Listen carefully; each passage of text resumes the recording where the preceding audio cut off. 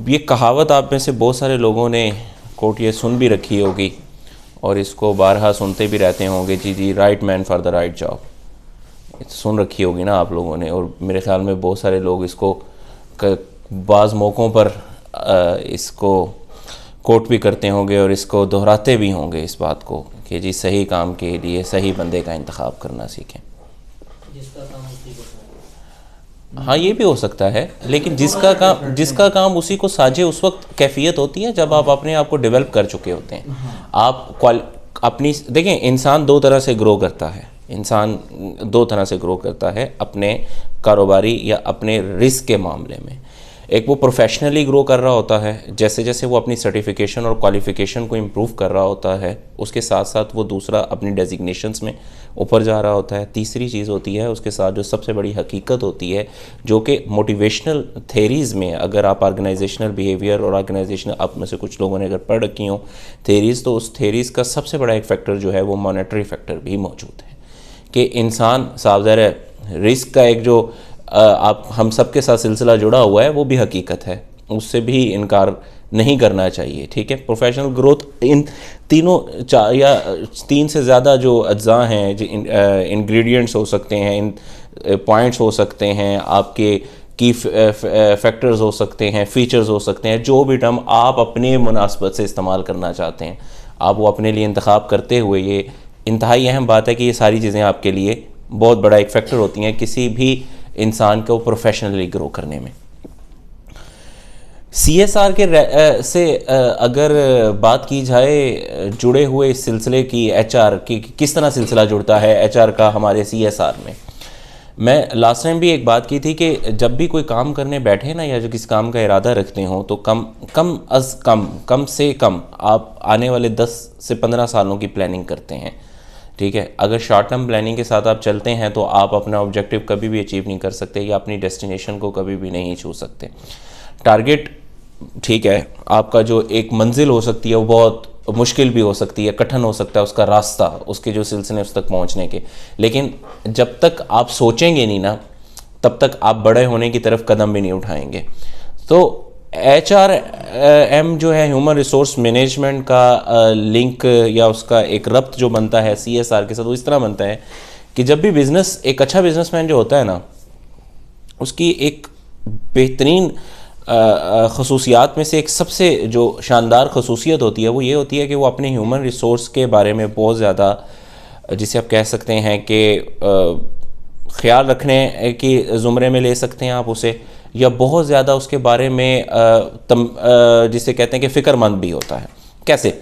उसको इस चीज़ की कंसर्न होती है, या इस चीज़ के हवाले से ही इज़ ऑलवेज कंसर्न, ही या शी, whoever योर एंटरप्रेन्योर या whoever द एंटरप्रेन्योर इज़ और whoever द बिजनेसमैन इज़, वो हमेशा इस चीज़ के बारे में कंसर्न होता है कि मेरा जो ह्यूमन रिसोर्स है, जिस काम के हवाले से वो इंगेज है, वो किस हद तक उस काम में सलाहियत रखता है, एबिलिटीज़ रखता है उसको परफॉर्म करने की। ठीक है, तो ये एक अच्छे बिजनेसमैन की ये निशानी होती है। आज यहाँ बैठे हैं, आप अपने आप को डेवलप करना चाह रहे हैं एज एन एंटरप्रेन्योर और मार्केट में आना चाह रहे हैं, अगर आप जॉब भी करते हैं, कहीं जॉब भी करते हैं, अगर आप नहीं बिज़नेस को ऑप्ट करते, तो जॉब करने के हवाले से, या आप किसी के साथ एसोसिएशन में आते हैं एज अ ट्रेडर, क्योंकि आप माशाल्लाह स्टॉक मार्केट की बात कर रहा हूँ कि उसी के हवाले से बात कर रहा हूँ, तो हमेशा इस चीज़ को सामने रखिएगा अपने, और इस चीज़ को अपने जहन में रखिएगा कि आपकी अपनी ग्रोथ बहुत हद तक आपके अपने ऊपर डिपेंड कर रही होती है। ठीक है, मैंने बहुत सारे ऐसे रिसोर्सेज देखे हैं कि जो बहुत काबिल लोग होते हैं, लेकिन अनफॉर्चुनेटली वो कभी भी अपने प्रोफेशनल करियर में ग्रो नहीं कर पाते। प्रोफेशनल करियर में ग्रोथ 3 जावियों में होती है, और मैंने पहले भी अभी आपसे जिक्र किया उसका।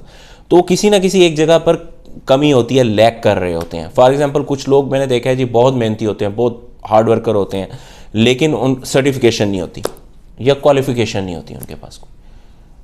ठीक है, अगर आपने डेजिग्नेटेड पोस्ट पर आना है, किसी लिस्टेड कंपनी में आना है, तो आपको एक ख़ास किस्म की डेजिग्नेशन के लिए ख़ास किस्म की क्वालिफिकेशंस रिक्वायर्ड है।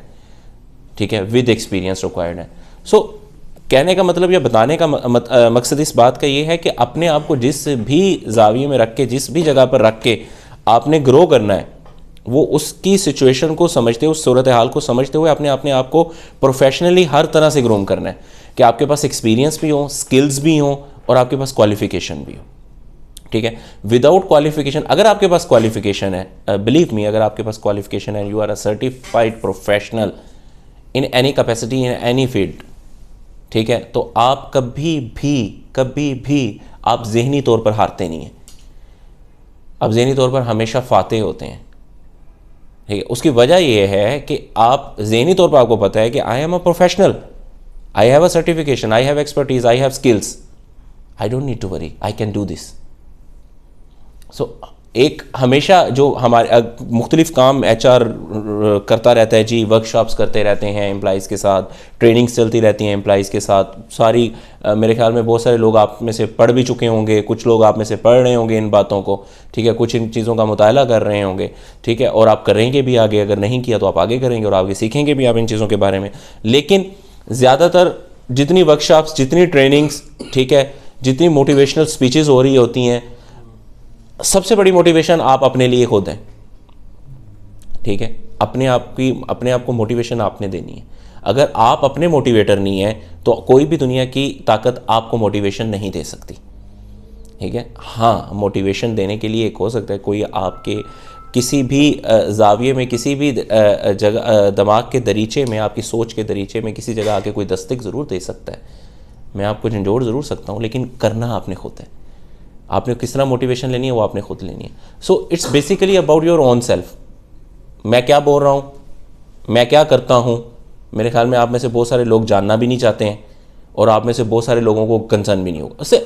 ये हकीकत है जिसका सबसे पहले इदराक मुझे खुद करना है, जिसका सबसे पहले मैंने खुद तस्लीम करना है।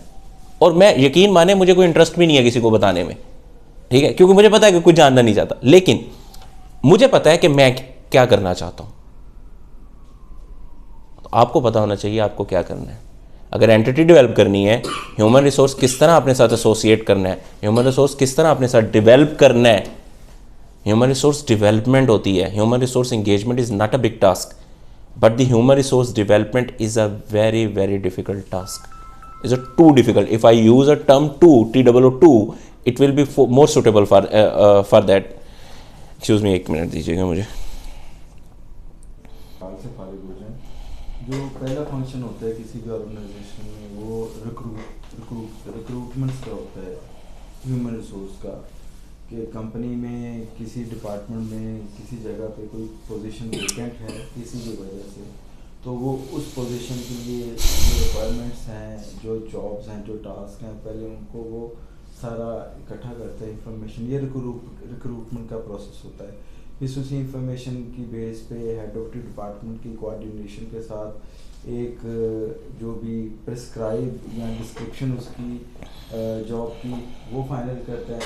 फिर फाइनल करने के बाद सोशल मीडिया या प्रिंट मीडिया के ऊपर किसी भी तरीके से उसको पब्लिक कर दिया जाता है ना, जहाँ पे भी जो कंसर्न्स होते हैं वो अकॉर्डिंग टू गिवन ऐड उसके ऊपर वो फिर अपने उसको अप्लाई करते हैं, अपना सीवीज वगैरह, रिज्यूम वगैरह भेजते हैं। उन रिज्यूम्स को फिर शॉर्ट लिस्ट किया जाता है, सारे के सारे तो नहीं होते। शॉर्ट लिस्ट करने के बाद फिर इंटरव्यूज़ कंडक्ट किए जाते हैं, पहले लेवल का, दूसरे, डिफरेंट पॉलिसी है। तो ये सबसे पहला जो काम होता है एचआर का, जो हमारे इधर टेक्निकल में है, वो रिक्रूटिंग है। रिक्रूटिंग के बाद हायरिंग आ जाती है, हायरिंग से आगे लेकर। हाँ जी, बिल्कुल। और दूसरी बात ये है कि आप जब भी रिक्रूटमेंट ओपन करते हैं किसी भी पोस्ट के लिए, आपके पास सैकड़ों रिज्यूमेज आती हैं उस पोस्ट के लिए, ठीक है। तो अब आपके पास पोस्ट, एक पोस्ट है, उसके ऊपर आपके पास 50 के करीब रिज्यूमेज आ गई हैं, तो आपने उसको कैसे शॉर्ट लिस्ट करना है। थिंक लाइक अ एंटरप्रेन्योर, ठीक है। ह्यूमन रिसोर्स डिपार्टमेंट का क्या रोल है, या ह्यूमन रिसोर्स किस तरह आपके लिए फ़ायदेमंद हो सकता है, वो ये है कि वो आपको, एम्प्लॉयर को या बिजनेसमैन को या एंटरप्रेन्योर को असिस्ट करता है, ठीक है, उसको असिस्ट करता है इस चीज़ में, इस काम में, कि आपके लिए किस पोस्ट के लिए कौन सा कैंडिडेट सूटेबल हो सकता है, ठीक है। हाँ, अब फिर एक और बड़ी हैरत अंगेज़ बात यहाँ पर होती है, वो ये है कि बाज़-औक़ात हम क्योंकि थेरीज पढ़ चुके होते हैं, हमारे पास बुकिश नॉलेज होता है, और माशाल्लाह आप सबके पास तो मुझसे कहीं ज़्यादा होगा, तो बुकिश नॉलेज है, आपके पास थेरीज हैं, सब कुछ है। आप लोग जब पढ़ते हैं, आप लोगों के जहन में वही सब चीज़ें बैठी होती हैं, but in contrary to that आपका जो एम्प्लॉयर है या जो आपका एंटरप्रेन्योर है, वो बिल्कुल मुख्तलिफ सोच रहा होता है, सो बाज़ औक़ात बिज़नेस असेसमेंट देखें, जब आप एंटरप्रेन्योर हो ना तो आपकी बिज़नेस असेसमेंट बिल्कुल चेंज हो जाती है और बहुत ब्रॉडर वे में सोचते हैं। सो रिक्रूटमेंट, हायरिंग से पहले उसकी इंटरव्यूज़ के बाद उनकी असेसमेंट्स के बाद शॉर्ट लिस्टिंग के बाद उनकी रिक्रूटमेंट के बाद उनके कॉन्ट्रैक्ट्स, एम्प्लॉयमेंट कॉन्ट्रैक्ट्स, फिर एम्प्लॉयमेंट कॉन्ट्रैक्ट्स के साथ जॉब का परमानेंट होना, उस तक स्टेज तक लाना, और बाकी सारी चीज़ें कि आपने प्रोविडेंट फंड्स के साथ किया, प्रोविडेंट फंड आ गया या ईओबीआई आ गया या कुछ भी आ गया, कंपनसेशन से रिलेटेड तमाम अमूर उसमें शामिल हो जाते हैं। जिसमें अगर आप मुझसे पूछें जी फैक्ट्री कुछ लॉज हैं जो डिफरेंट इंडस्ट्री पर अप्लाई होते हैं, जिस तरह के आपका ईओबीआई तो इक्वली अप्लाई होता है हर तरह की इंडस्ट्री के ऊपर। EOBI is basically employees old age benefit institute of Pakistan, ठीक है, पाकिस्तान गवर्नमेंट का इंस्टीट्यूट है, और ये हर एंटिटी के ऊपर, चाहे वो सोल प्रोप्राइटर है, चाहे वो कंपनी है, चाहे वो पार्टनरशिप है, if that entity is doing business, तो उसने ईओबीआई रजिस्ट्रेशन कंपल्शन है उसके लिए, ठीक है। मिनिमम नंबर ऑफ मेंबर्स 5 होते हैं, 5 के ऊपर आपकी ईओबीआई कंपल्शन हो जाती है एम्प्लॉइज़ की, ठीक है। और दूसरी चीज़ आपकी जो है कि प्रोविडेंट फंड ऑप्शनल होता है जी, ठीक है। ग्रेजुटी स्कीम लानी है आपने, ऑप्शनल है, आपकी मर्ज़ी है। अब तो भी इवन पेंशन फंड्स हैं register from securities and exchange commission of Pakistan, जिसमें केपी के गवर्नमेंट ने इनिशिएटिव लिया सबसे पहले कि उसने इम्प्लीमेंट किया है पूरे अपने प्रोविंस के अंदर पेंशन फंड स्कीम, जो कि रजिस्टर फ्रॉम एसईसी, जिसको एसईसी मैनेज कर रहा है लीगली पीछे, ठीक है। उसको गवर्नमेंट के डोमेन से निकाल के उसको प्रॉपर एक एसईसीपी के अंडर रख के उसको फिर लॉन्च किया जा रहा है। दूसरी चीज़ आपके पास ये आती है कि जी आप कुछ फैक्ट्रीज़ की, जिस तरह वर्कर्स वेलफेयर पार्टिसिपेशन फ़ंड होता है, ठीक है, WPPF बोला जाता है उसको, और वो अप्लाई होता है बाज़ जाके फैक्ट्रीज़ के ऊपर, वो अप्लाई होता है फैक्ट्रीज़ एक्ट 1934 के अंडर, तो वो फैक्ट्रीज़ के ऊपर अप्लाई होता है। तो इंडस्ट्री टू इंडस्ट्री मुख्तलिफ सोशल बेनिफिट्स आपके वेरी करते रहते हैं जो आपने अपने एम्प्लॉइज़ को देने होते हैं। लेकिन सबसे बड़ा जो एम्प्लॉय को आप कोई भी चीज़ देते हैं, सबसे अहम चीज़ वो ये होती है, वो कॉन्फिडेंस होता है, ट्रस्ट होता है। पे देखें, मेरी बात सुने, मैं आपसे एक सवाल करता हूँ, अब उसका बहुत बखूबी आप इस बात को समझ सकते हैं। आप मुझे 500,000 ऑफ़र कर दें और आप मुझे 1 महीने की जॉब श्योरिटी ना दें, आपको क्या लगता है मुझे क्या प्रेफर करना चाहिए? मैं क्या प्रेफर करूँगा? 500,000 लेकिन अगर आपको ऑप्शन दूसरी जगह मिल रही है 300,000 विद जॉब श्योरिटी, तो फिर मेरा ख्याल है कि वही उसकी वजह देखें, उसकी वजह ये है कि because a professional should be think like a professional. If you are here कि आपने कोई शॉर्टकट लगाना है, आपका छक्का लग रहा है, मेरा अगर छक्का लग रहा हो तो मैं कहूँगा जी ठीक है, लेकिन मेरा छक्का नहीं लगेगा, मुझे पता है इस बात का, मुझे यकीन है बराबर। नहीं, फैमिलीज़ के अलावा ना भी जो भी मतलब एक्सपेंसेस है, हाँ ठीक है, अगर आप जी आप फैमिलीज़ के अलावा ना जी फैमिलीज़ के अलावा सबसे अहम बात ये होती है कि जब आप प्रोफेशनली, यही बात मैं सबको कहना चाह रहा हूँ, सबसे शेयर करना चाह रहा हूँ, समझाना नहीं चाह रहा, सबसे शेयर ये करना चाह रहा हूँ कि देखें, जब आप प्रोफेशनली ग्रो करते हैं ना, तो आपकी जो अपने पर्सनल SOPs हैं ना, आपकी अपनी ज़ात के हवाले से जो आपके स्टैंडर्ड्स हैं, जो आपकी चीज़ें हैं, वो तब्दील होती रहती हैं, ठीक है। अगर मैं किसी स्टूडेंट से पूछूं, मैं अभी यूनिवर्सिटी में चला जाता हूं, पंजाब यूनिवर्सिटी में, मेरे आपके तो बहुत सारे अहबाब होंगे, मेरे भी चंद अहबाब हैं, तो वो दोस्त हैं, पढ़ रहे हैं, अगर मैं किसी को जाके ऑफर कराऊं ना, I am gonna pay you 100,000 per month and you just have to come here and sit and just leave at 5 o'clock, कहेगा हैं, और सिर्फ मैं 1 महीना दूंगा। वो कहते हैं छोड़ो बड़े पढ़ाई को, ये सेमेस्टर अगले सेमेस्टर में हो जाएगा, 6 महीने और लगा देंगे हम यूनिवर्सिटी में, 1 लाख दोगे ना, मैं आ रहा हूँ कल से, ठीक है। अब वही बंदा, जब सपोज अगर मेरे कुछ दोस्त हैं, अब आप हैं मैस कम्युनिकेशन डिपार्टमेंट में, अगर वो बंदा कल को एक जगह पर न्यूज़ एंकर बन के बैठा हो किसी भी प्रोमिनेंट चैनल के ऊपर, आप एयरवाई कह लें, एक्सप्रेस कह लें, या कुछ भी कह लें, ठीक है, कोई भी चैनल, किसी बिला किसी तफरीक के, भाई मैं किसी पार्टी का नहीं हूँ, समा हो गया या बाकी चैनल्स हो गए, आपको वो मैं ऑफ़र करूँ उसे कि आपको मैं 100,000 दूंगा, आप मेरे पास सिर्फ 1 महीने के लिए आके बैठना और जाना है, क्यों आएगा वो भाई? ये प्रोफेशनल ग्रोथ है आपकी। प्रोफेशनल ग्रोथ में आप सिर्फ इन टर्म्स ऑफ रुपी नहीं ग्रो कर रहे होते, आप इन आपके जो जॉब श्योरिटी, जॉब सर्टेनिटी जिस ऑर्गेनाइजेशन में, जिस जॉब में, ठीक है, जिस काम में नहीं है, वो आपको कभी भी मेंटल पीस नहीं देगी एट वर्क, ठीक है। और मैं हमेशा जितने भी हमारे एसोसिएटेड लोग हैं एक बड़ा खूबसूरत फरमान है, चलें आप सब लोगों की नज़र करता चला जाऊँ, पता नहीं किसके हाथ में वो आता है, किसी के हाथ में नहीं आता। मैं हमेशा एक बात लोगों से कहता हूँ और मैं ये फरमान सुनाता हूँ। आपके मुख्तलिफ रोल्स होते हैं फरमान सुनाने से पहले एंटिटी में। मेरा एक रोल है सेक्रेटरियल प्रैक्टिसेस, उसमें बिल्कुल अलग रोल है मेरा। मैंने कुछ डॉक्यूमेंट्स फाइल करने हैं, कुछ फॉर्म्स फाइल करने होते हैं, कुछ नहीं बहुत सारे होते हैं। इस तरह एक रोल है मेरा कंप्लाइंस, हेड ऑफ़ कंप्लाइंस का, उसमें मेरा एक बिल्कुल डिफरेंट रोल है, जिसमें मुझे जाके लोगों के साथ रेगुलेटर्स के साथ जाके हेयरिंग्स और ये सारी चीज़। एक रोल एचआर का है। जिस रोल में आप बैठे हैं ना, सबसे पहले उसका इदराक होना बहुत ज़रूरी है, उसकी अंडरस्टैंडिंग होना बहुत ज़रूरी है। मैं एक ही वक्त में तीनों रोल्स में नहीं रह सकता। एक शख्स मेरे पास अगर रिक्वायरमेंट लेकर आया है किसी एचआर के मैटर की और मैं उसको कानून सुनाना शुरू कर दूं, तो क्या बात बनती है? कभी भी नहीं बनती। ठीक है, तो हमेशा अपने आप को इस तरह मोल्ड कीजिए, ठीक है, कि आप जिस रोल में भी हो, चाहे आप एज अ ट्रेडर काम कर रहे हो, चाहे आप किसी के साथ एम्प्लॉई हो, चाहे आप बिजनेस कर रहे हो, एंटरप्रेन्योर हो, आपको पता हो कि आपको अपने आप को किस तरह मौके की मुनासबत से बदलना है। ठीक है, और एक बात हमेशा याद रखिएगा, माशाल्लाह आप सब लोग अपने प्रोफेशनल करियर में अल्लाह ताला आपको मज़ीद रखियाँ दे भाई। आप जब चलेंगे ना, एक बात हमेशा याद रखिएगा, बड़ा खूबसूरत फरमान है कि तुम खुद को जिस काम का अहल समझते हो उसके अलावा कुछ भी करने की कोशिश मत करना।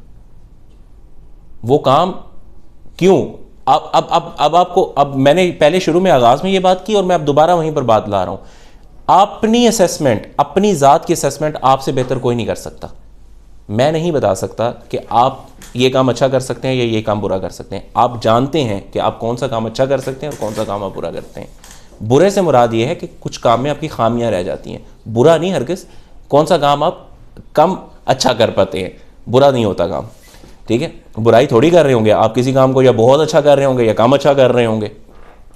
तो लिहाजा ये असेसमेंट, एचआर का रोल आपकी एंटिटी में कल में आने वाले दिनों में, आज आप खड़े होते हैं as a trader, as an employee, as an entrepreneur. मेरे ख्याल में आप में सब बैठे हुए लोग इन दो जावियों पर ही सोच रहे होंगे।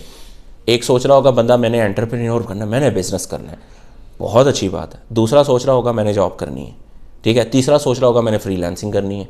आजकल फ्रीलांसिंग का बड़ा कॉन्सेप्ट चल रहा है ना, हमारी सोसाइटी में तो बहुत ज़्यादा चल रहा है। सब कुछ करो, इन पे पता चल जाता है कि मेरी क्या एक्सपर्टीज है। हाँ जी, तो वो एक्सपर्टीज़ का पहले से ही बहुत अच्छे से अंदाज़ा होता है। ठीक है, जब आप कोई काम करने जा रहे होते हैं ना, आपको तभी अंदाज़ा होता है। हाँ जी, बाज़ औक़ात आप किसी काम के अंदर स्किल नहीं होते, ठीक है, लेकिन आपको पता है और मुझे भी पता है इस बात का कि स्किल होने के लिए आपको आखिरी सांस तक पढ़ना पड़ेगा। लर्निंग है, सीखने का अमल है। जिस दिन मैंने किताब छोड़ दी उस दिन मैं इंतहाई फ़ारिग तरीन बंदा होऊंगा इस कंपनी के अंदर। मुझे पता है भाई, मुझे पता है, मुझे इस चीज़ का अंदाज़ा है। आपको क्या अंदाज़ा है अपने बारे में? एचआर का रोल आपने जो सुना है वो पता नहीं क्या सुना है, लेकिन मैंने आपको एचआर का रोल एक बड़े डिफरेंट पर्सपेक्टिव में दिया है कि एचआर आपकी एंटिटी में क्या ला सकता है, क्या कर सकता है, उसको कैसे यूटिलाइज़ करना चाहिए आपको। एचआर के लिए बंदा लेना है, एचआर के लिए बंदा लीजिए। एचआर के लिए वो बंदा लीजिए ना जो आपको एक टीम डेवलप करके दे।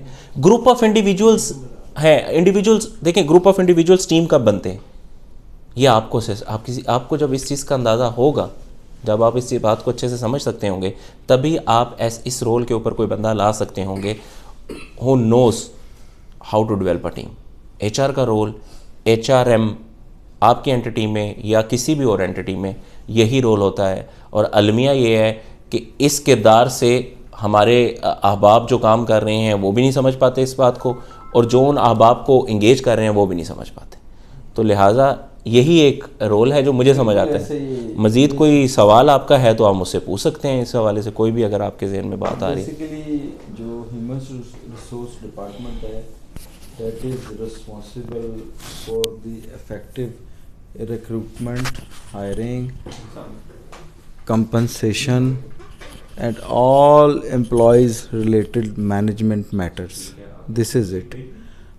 जितनी अच्छी यील्ड एचआर डिपार्टमेंट निकालेगा, यील्ड उसने इसी तरह ही निकालनी है ना, कि मार्केट से रिसोर्स को ऑन बोर्ड करना है।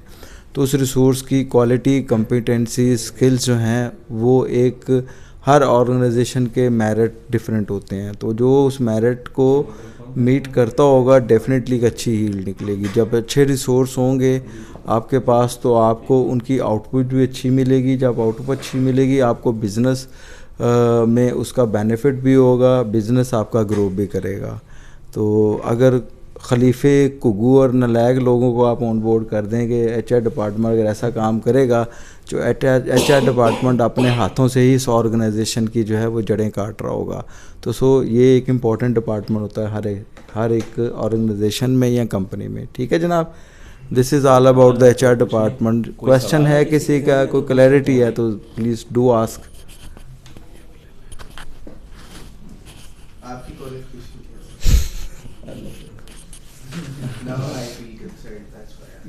वैसे दोनों में होता है, वो आते साथ ही अपने बारे में सबसे पहले बताते हैं और अपनी पर्सनल लाइफ के बारे में भी बताते हैं। यहीं पे रुके। मैं आपको बताऊं कि सबसे ज़्यादा दुनिया में इस वक्त सबसे ज़्यादा कीमती क्या चीज़ है, वो पैसा नहीं है। पैसे से भी ज़्यादा जो कीमती चीज़ है ना वो वक्त है। जो ये ट्रेडिशनल तरीका होता है ना, आके पहले 5-10 मिनट अपनी इंट्रोडक्शन लिया, फिर क्लास में से एक इंट्रोडक्शन लिया, it's a waste of time. हमारे कितने सेशन हो गए, हर सेशन में कुछ थोड़ी इन्फॉर्मेशन जो है वो आपको मिलती रहती है। लेट्स बी अ प्रैक्टिकल, मैंने आपको बताया ना, लेट्स बी अ प्रैक्टिकल। तो अभी डे 1 पे ये लोग नहीं जानते थे मुझे, मैंने कोई इंट्रोडक्शन नहीं दिया आपको। आज ये लोग मेरे बारे में उतना तो जानते हैं कि जितना इनका जानने का राइट बनता है। एम आई राइट जी? तो दिस इज़ इट। हमारी अप्रोच दूसरों से डिफरेंट है। हमने हमेशा प्रोडक्टिविटी आउटकम को ही सामने रखा है, उसी के मुताबिक हम आप लोगों को लेके चल रहे हैं। जी आप अपने बारे में बताएं जी, कौन कौन से कागज़ इकट्ठे किए हुए हैं? कागज़ बहुत सारे इकट्ठे किए हुए हैं जनाब, लेकिन जो मेरी आप कह सकते हैं जी सर्टिफिकेशन है वो बेसिकली चार्टर्ड सेक्रेटरी है। लिस्टेड कंपनी के लिए कंपल्शन होती है कि उसने कंपनी सेक्रेटरी अपॉइंट करना होता है, ठीक है, और उसके लिए क्वालिफिकेशन सर्टिफिकेशन की रिक्वायरमेंट होती है जिसे बोला जाता है चार्टर्ड सेक्रेटरी। अब मैं आसान करता हूँ इसको। चार्टर्ड अकाउंटेंट का नाम सुना हुआ है? वो तो ज़रूर हाँ, वो तो ज़रूर सुना। अच्छा इसी वो तो फिर आप खुद भी चार्टर्ड अकाउंटेंट होंगे इंशाल्लाह, ठीक है। सब अच्छे हैं, बहुत अच्छे हैं, दोनों बहुत अच्छे हैं, दोनों शानदार क्वालिफिकेशन है। आसान कौन सा है? दोनों आसान है। आपने आसान करनी है ना, आपने आसान करनी, आसान तो आपने करनी। बहुत अच्छे। मैं जब सर्टिफिकेशन करने के लिए जा रहा था, मुझे किसी ने कहा ये सर्टिफिकेशन ऐसे है, ये कर ले वो कर ले। मैंने कहा लीव इट। मुझे कॉर्पोरेट लॉज जितने भी हैं ना, रेगुलेशंस। आपने क्या किया वैसे? मैं चार्टर्ड सेक्रेटरी हूँ। जैसे चार्टर्ड अकाउंटेंट होता है, जैसे कॉस्ट एंड मैनेजमेंट अकाउंटेंट होता है, इसी तरह एक क्वालिफिकेशन सर्टिफिकेशन होती है, सॉरी क्वालिफिकेशन कह रहा हूँ, सर्टिफिकेशन होती है चार्टर्ड सेक्रेटरी। जिस तरह ACCA है, ठीक है, सीमा है, ठीक है, आपका सीसा है, या मैं और ACM में है, ठीक है, इस तरह एक सर्टिफिकेशन होती है CIS, ठीक है, कॉर्पोरेट इंस्टीट्यूट्स सेक्रेटरी, जिसे चार्टर्ड सेक्रेटरी बोला जाता है, ठीक है। ये राइस नहीं, इसका जी आपका जिस तरह ACCA की बॉडी इंडिपेंडेंट है, जिस तरह CA की बॉडी इंडिपेंडेंट है ICAP, जैसे ACMA की बॉडी इंडिपेंडेंट है ICM में, इसी तरह CIS की बॉडी इंडिपेंडेंट है the institute of corporate secretaries of Pakistan, ठीक है, कराची हेड ऑफिस है, इंस्टीट्यूट है, एग्ज़ाम्स दें, पास करें, और बस इतनी सी कहानी है। फिर उसको पीस ऑफ पेपर को साइड पर रख दें। बाज़ लोग उसके बाद बाज़ औक़ात हम उसी को देख देख के सारी उम्र खुश होते रहते हैं ना कि ये हमने बड़ा तीर मार लिया। हालांकि यकीन माने कि हाँ, ये हो सकता है कि जी अब कॉर्पोरेट लॉज, मुझे कॉर्पोरेट लॉज से इश्क है, मुझे अपने काम से मोहब्बत है, मुझे वाकई मोहब्बत है अपने काम से, और मैं अपने काम, मुझे किताब पढ़ने से, मुझे कॉर्पोरेट लॉ की किताब हमेशा से अच्छी लगती थी।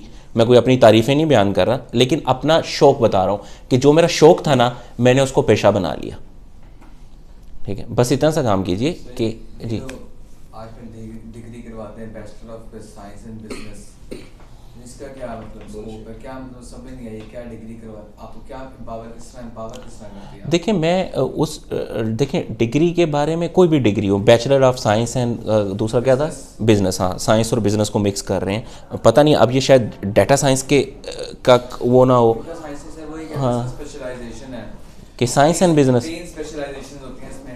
एक होती है स्पेशलाइजेशन ह्यूमन रिसोर्स की, एक होती है स्पेशलाइजेशन मार्केटिंग की, एक होती है फाइनेंस में अकाउंटिंग। इनमें से कोई आप समझ नहीं आती ये करने के बाद आप जॉब की इंडस्ट्री में कहाँ पे खड़े होते हैं? अब मैं आपको यूनिवर्सिटी के अंदर आपको बाहर बनाएंगे, कहेंगे बेटा आप यहाँ भी लग जाएंगे, यहाँ भी लग जाएंगे, लेकिन इन रियलिटी आप इस तरह नहीं होते। नहीं, मैं समझता हूँ, सही बात की है, और गाइड नहीं करते बस। लेकिन इसमें पैसे हमारी जेब में। इसमें मैं नहीं, इसमें मैं एक बात का इजाफा करता चलूँ। देखें, एक चीज़ जो हमारी यूनिवर्सिटीज़ में नहीं बताई जाती, ये बात ठीक है, वो कहेंगे ना जी आप ये क्वालिफ़िकेशन करें या ये सर्टिफिकेशन लें तो आप इस जगह जाके फ़िट हो जाएंगे, ऐसे है, होता है ऐसे। लेकिन जो उससे पीछे वाला एक फ़ेज़ है ना, वो नहीं बताती हमारी यूनिवर्सिटी। हमारी यूनिवर्सिटीज़ का ये अलमी है, ठीक है। मैं किसी को नहीं कोस रहा, ना किसी को ब्लेम कर रहा हूँ, ठीक है, लेकिन ये चीज़ प्रैक्टिकली मौजूद है। मेरे ज़ाती तौर पर ख़ुद भी बहुत सारे दोस्त जाने वाले हैं, यूनिवर्सिटीज़ में काम कर रहे हैं, कुछ लेक्चरर्स हैं और कुछ माशाल्लाह बड़े ही काबिल लोग हैं, दराज कद लोग हैं भाई, देख के डर लगता है उनको माशाल्लाह, ठीक है। तो इल्मी लिहाज से कह रहा हूँ ना, तो माशरती जो हमारी तकसीम है उस लिहाज से कह रहा हूँ। अब आपका जो सवाल है ना, उसमें एक फ़ेज़ मिस है जो यूनिवर्सिटीज़ नहीं बताती। देखो मेरी बात सुनो, अभी आप माशाल्लाह क्या कर रहे हैं जान सकता हूँ? बिजनेस कर रहे हैं आप। आपका कौन सा सेमेस्टर या मॉड्यूल होगा? पहला सेमेस्टर है। इसमें मैंने ना बाहर भी एडमिशन लिया, इसी में मैं बाहर जो है बिजनेस के अंदर इन्होंने 10-12 डिग्रियां निकाल दी। जी बिल्कुल ऐसे ही है, आप वो 10-12 डिग्रियां निकाल दी हैं। अब मैं एक सवाल आपसे करता हूँ, क्या उसने आपको ज़रूर, ये शख्स ने बताया होगा जब आप गए होंगे फ्रंट डेस्क पर एडमिशन लेने के लिए, उसने ये ज़रूर बताया होगा आपको कि जी आप ये डिग्री कर लेंगे तो आप फ़लाँ जगह पर आप फ़लाँ जगह फिट हो, ये बताया था आपको? ये भी नहीं बताया उसने? क्या बात है, सखी बंदे से मिले आप तो। अच्छा, उसने ये आपको बताया है, चलें, उसने आपको क्या फ़ेज़ बताया? कभी किसी ने आपको फ़ेज़ बताया कि स्टूडेंट लाइफ से लेकर प्रोफेशनली आप एक ग्रूम्ड पर्सन तक किस तरह पहुंचते हैं? क्लास में आना है, उसका लेक्चर देना और उससे निकल जाना। हाँ, ये देखिए ना, ये अलमी। मैं हमेशा ये कहता हूँ कि रोस्ट्रम जो है ना, रोस्ट्रम अगर किसी को इनायत किया है ना परवरदिगार ने, तो वो रोस्ट्रम इबादत है। मैं उसको इबादत समझता हूँ, प्रेइंग समझता हूँ अपनी। रोस्ट्रम इंसान के लिए इबादत से कम नहीं है। ये बात हमेशा, मैं ये इंतहाई माजरत के साथ, ये मैं आपकी बात से बिल्कुल मुत्तफिक हूँ कि यही कुछ हो रहा है, ठीक है। स्टूडेंट लाइफ आपने 8 सेमेस्टर किए, 6 सेमेस्टर किए, जितने भी हैं सारे क्वालिफाई किए, आप बाहर निकल के खड़े हो गए, आप बिल्कुल फ्रेश हैं, कोरे कागज़ की तरह है ना आप। किताबें तो आपने, डिग्री तो ले ली आपने, किताबें तो आपने पढ़ ली, ठीक है, कागज़ भी ले लिया, उसके बाद आपको गाइड नहीं किया जाता कि आपने करना क्या है। वो एक फ़ेज़ है, वहाँ से लेकर एक प्रोफेशनली ग्रूम्ड पर्सन तक आने की, प्रोफेशनली डेवलप्ड पर्सन तक आने की।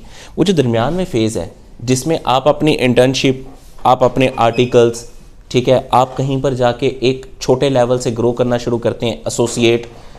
एसोसिएट से आए आप असिस्टेंट के ऊपर, असिस्टेंट से आए आप मैनेजेरियल लेवल के ऊपर, मैनेजेरियल लेवल से आप आए आप मैनेजेरियल और एग्जीक्यूटिव के दरमियान वाले मिड लेवल के ऊपर, मिड लेवल से आप डेवलप करके आए एग्जीक्यूटिव लेवल के ऊपर, एग्जीक्यूटिव लेवल से आप डेवलप करते हुए आगे डायरेक्टर्स के लेवल पर, बोर्ड ऑफ डायरेक्टर्स के लेवल। फेजेस है ना। देखें, मैं आपसे ये नहीं कहूँगा कि आप पहले दिन अपनी डिग्री लेके निकलेंगे और कोई बाहर खड़ा होगा शख्स दरवाजे के ऊपर और कहेगा जनाब आप तो बहुत काबिल हैं, आपने टॉप किया है, आपने बेशक आपने टॉप किया हो, आपने टॉप किया है, बस आप मेरे साथ चलिए, आए बैठें ज़रा, मैं आपको, आप BBA एडमिनिस्ट्रेशन कर रहा हूँ, मैं हेड ऑफ बिजनेस डेवलपमेंट पर बैठाऊँगा मैं नहीं बैठाऊँगा। ये फेज़ है जो नहीं मौजूद। अब यहाँ पर सवाल ये पैदा होता है कि आप हमें क्या, हम किस तरह डेवलप करते हैं। देखें, कोई मसला नहीं, आप यकीन माने, ये बात मेरी याद रखिएगा, अल्लाह ताला आपको सलामत रखे और आप खैरियत से अपनी क्वालिफ़िकेशन पूरी करें, ठीक है। और अगर तब तक हम सांसें परवरदिगार ने रखी, ठीक है, और सिलसिला चलता रहा कायनात में, तो आप मेरे पास ज़रूर आइएगा, ठीक है, मुझे ढूंढ लीजिएगा, आप भी साहब मेरा पता ज़रूर दे देंगे आपको, ठीक है। तो आप मेरे पास ज़रूर आइएगा, ठीक है। फिर आके मुझे बताइएगा कि मैंने किस तरह ग्रो करके मैं यहाँ तक पहुँचा हूँ। जब आप business head of business development बन के बैठे होंगे ना, मैं वो आज नज़र आ रहा हूँ आपको जो आज आपके सामने बैठा हूँ।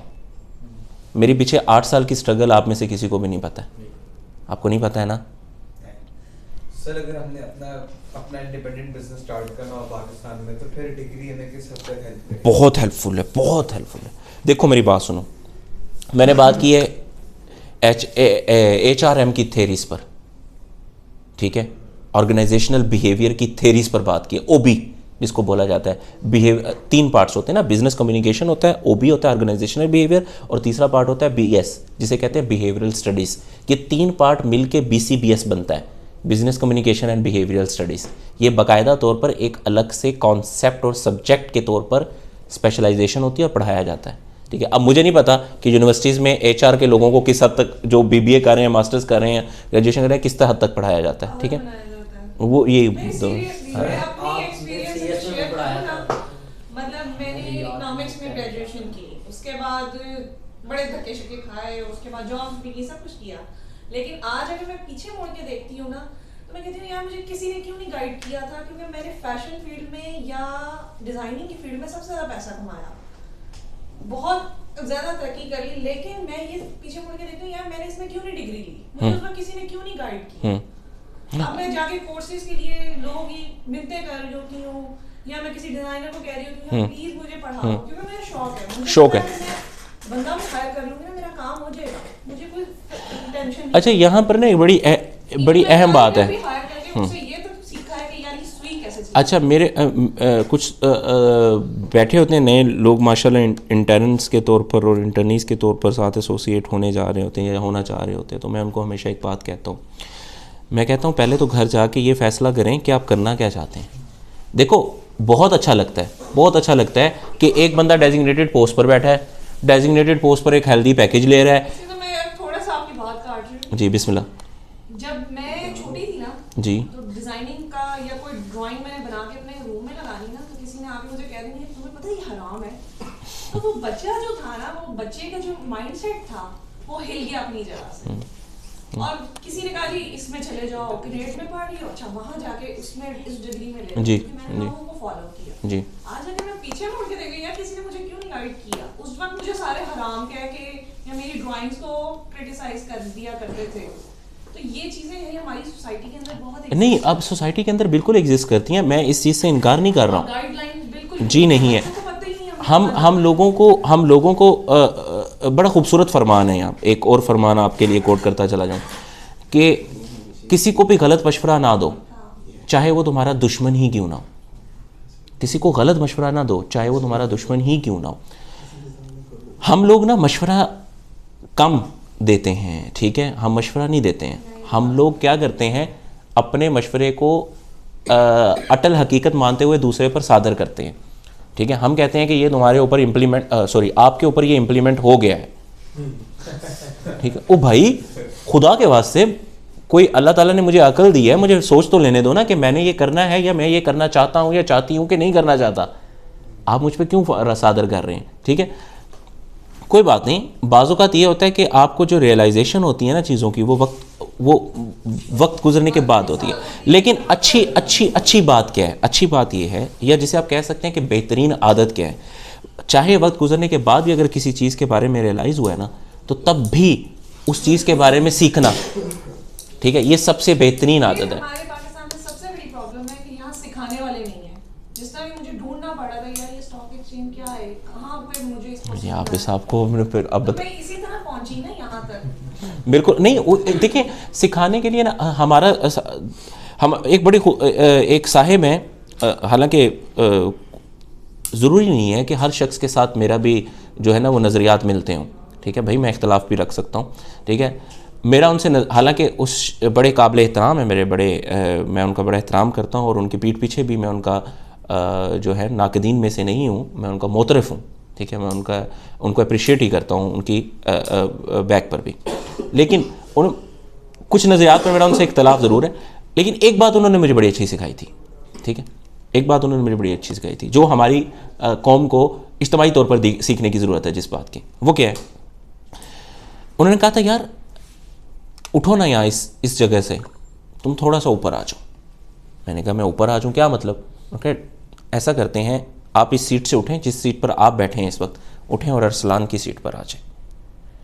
ठीक है, अब अरसलान के पास क्या ऑप्शन होगा ये बताइए। एक आम इंसान क्या सोचता है कि अरसलान छोड़ के चला जाएगा? ऊपर जाएगा। yes, exactly. मैं वो जगह छोड़ूंगा और मुझे वो जगह छोड़नी भी चाहिए, क्योंकि मुझे ऊपर जाना है भाई। आपको किसने कहा कि मुझे इस जगह, आपको लगता है कि मैं इस जगह पर बैठ के खुश हूं? यकीन मानिए मैं नहीं हूँ, मैं इससे भी ऊपर जाना चाहता हूँ। होना भी, इंसान की तलब भी यही होनी चाहिए, इंसान की जुस्तजू भी यही होनी चाहिए कि सीखे और ग्रो करे, सीखे और ग्रो करे। हमारी कौम का इज्तिमाई मसला ये है कि हम सिखाते हुए डरते हैं। हम सिखाते हुए क्यों डरते हैं कि वो इस सीट पर आके बैठ जाएगा। भाई आप इस सीट पर आएंगे तो मैं आपसे ज़्यादा सीखता चला जाऊँगा। जुस्तजू किस चीज़ की है, वो सीखना नहीं चाहते, ये बात। जो सीखना चाहता है उसको सिखाने वाला नहीं उसको सिखाने वाला नहीं होता, ठीक है। और दूसरी बात जहाँ पर आपकी वो चीज़ थी दरमियान में रह गई, बल्कि अच्छा हुआ आपने दरमियान में बात की है तो मुझे याद आ गया। देखें क्वालिफ़िकेशन, मैंने पहले भी आपसे ये बात कही है। आप मुझे एक बात बताएं कि पूरी दुनिया में BBA बिजनेस डेवलपमेंट गालपन आपने बोला, क्या बोला था? Bachelor of science in business, ठीक है। कितने लोग होंगे? लाखों अरबों करोड़ों लोग होंगे ना, ऐसे ही है ना। जितने भी सोचा जाए काम ही हम सोचेंगे ज़्यादा होंगे, ऐसे ही है। चलें लाखों लोग तो होंगे, 1 लाख लोग तो होंगे, 1000 लोग तो होंगे। अब मुझे एक बात बताएं, क्या हज़ार के हज़ार लोग निकम्मे? काबिल लोगों की सफ़ में कैसे शामिल होना है वो आप पर डिपेंडेंट है। आप कोई भी क्वालिफ़िकेशन ले लें। इसीलिए जब हमारे प्यारे भाई ने, हमारे दोस्त ने जब जिक्र किया तो मैंने इनसे भी यही कहा कि कोई भी सर्टिफिकेशन दे दो मुझे, आई डोंट केयर। मुझे आपको ACCA कर लो, कर लूँगा भाई। CA कर लूँगा भाई। ACMA कर लूँगा भाई। सीसा कर लो, कर लूँगा भाई। CIS कर लो, कर लूँगा भाई। पिफा कर लो, कर लूँगा भाई। आपके रेलिवेंट फील्ड से सारी क्वालिफिकेशंस के नाम ले रहा हूँ, कर लूँगा भाई। अल्टीमेटली एंड पर किस चीज़ ने मुझे ग्रो करना है? अपने आप में ग्रो करना है। यही चीज़ मैं आप लोगों को कहना चाह रहा हूँ कि आप कोई भी क्वालिफिकेशन ले रहे हैं, कोई भी सर्टिफिकेशन ले रहे हैं, आप ख़ुद को किस मंजिल, किस जगह पर देखना चाहते हैं, किस जगह पर चाहते हैं, कैसे ग्रो करना चाहते हैं, ये आपके अपने ऊपर डिपेंडेंट है। लर्निंग के लिए, सीखने के लिए कभी भी आपका वक्त नहीं गुजरा होता। जिस दिन आपने ये सोच लिया कि वक्त ही गुजर गया, अब मैं क्या सीख सकता हूँ, अब मैं क्या सीख सकती हूँ, you are a dead man or a woman.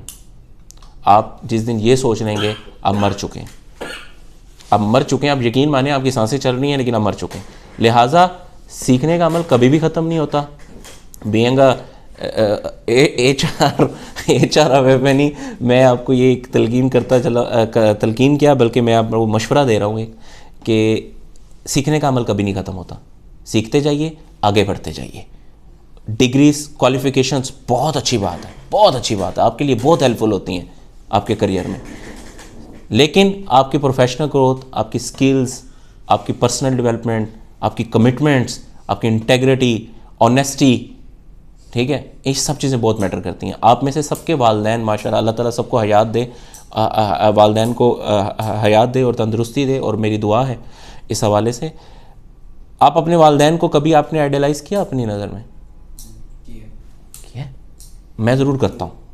मैं, अगर मुझे आप पूछेंगे ना कि बीइंग इन HR आपकी सबसे बड़ी इंस्पायरेशन क्या है, मैं घर से बाहर नहीं निकलूँगा, मैं भाग के जाऊँगा, मैं अपने बाप के पाँव पकड़ लूँगा,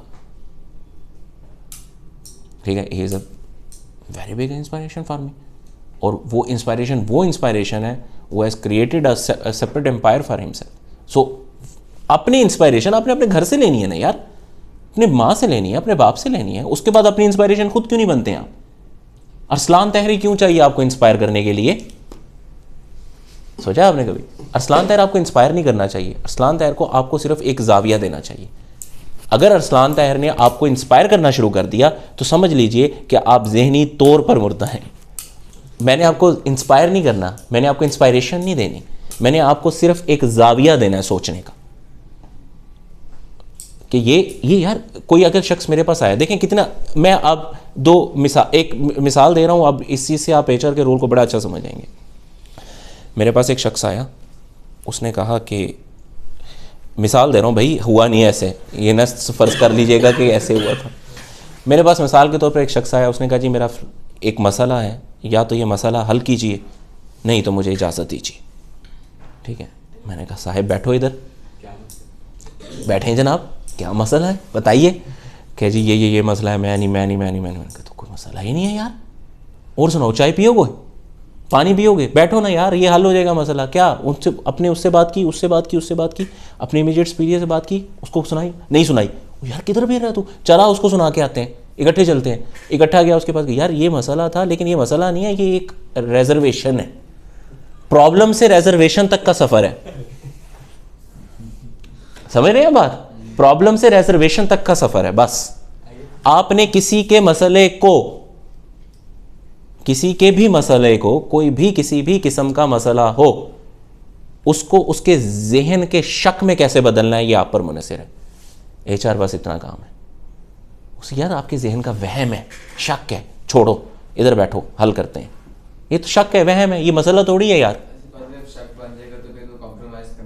वहम देखो, इंसान हमेशा ना एक बात हमेशा याद रखिएगा, इंसान जब भी जज्बाती होकर सोचता है ना, वो सबसे जो है ना अपने ज़िंदगी के इंतहाई बुरे फैसले और इंतहाई नागवार और कमतर फैसले करता है जब भी वो गुस्से में सोचता है। और इंसान सबसे ज़्यादा गलती ही तब करता है जब वो गुस्से में होता है। ठीक है, think like a businessman. Businessman का दिमाग जो है ना वो एक पानी का कभी वो देखा टैंक जी भरा होता है, बर्फ़ से भरा होता है, ठंडा किया होता है। बिजनेसमैन का दिमाग वैसे होना चाहिए। ठीक है, और उसके साथ एचआर छोटे वाला टैंक होना चाहिए। छोटे वाला नहीं होता जो आप हाथ में उठा के फिर रहे होते हैं। ठीक है, एचआर का रोल इतना ही है जनाब। एचआर का रोल यही है, एचआर के काम यही है। एचआर आपको इस तरह असिस्ट कर सकता है आपके बिज़नेस में, जॉब भी करें, किसी के साथ एसोसिएट भी हों काम करने के लिए, इसी तरह सोचें। स्टूडेंट हैं तो भी इसी तरह सोचिए। स्टूडेंट लाइफ में हम बहुत जज्बाती होते हैं, हम भी उसी फेज से गुजर के आए। मैं तो खैर तालिब इल्म रहने वाला हूँ भाई, इंशाल्लाह। मेरी तो ये कसम है कि और कोशिश है कि मैं आखिरी सांस तक तालिब इल्म रहूँ। मजा आता है बंदे के ना, नई नई चीजें सीखने हाँ, को मिलती बिल्कुल, हैं, बिल्कुल। फिर टाइम आपकी ग्रूमिंग होती है, तो जी मैं भी बिल्कुल, यही कहती हूँ कि यहाँ बिल्कुल। सीखते रहो। तो बाकी ये है कि जी मज़ीद कोई सवाल है तो आप मुझसे पूछ सकते हैं, नहीं तो फिर हमें इजाज़त दें जनाब, अगर आप नाराज़ ना हो तो। जी ठीक है, जी। एक स्नैपचैट पे या किसी में पिक्चर डाल दे, मेरा बेटा कहता है रोजाना मम्मा आप कहाँ जाती हैं? मैंने कहा यार मैं क्लास में जाती हूँ। कहता है नहीं बड़े लोग तो जाते ही नहीं हैं। मैंने कहा मैं आपको दिखाऊंगी, इसलिए उसमें ही मुझे पिक्चर्स चाहिए। यार इधर से आके ना, इधर से आके यार दो तीन एंगल से उतार के तस्वीर बना व्हाट्सएप करना, मैं जुनैरा को भेज दूंगा। ठीक है, तो अल्लाह ताला आपको सलामत रखे जी। मज़ीद कोई इजाज़त है जनाब? मतलब आप चाह रहे हैं कि मैं जाके दोबारा काम पर लग जाऊँ?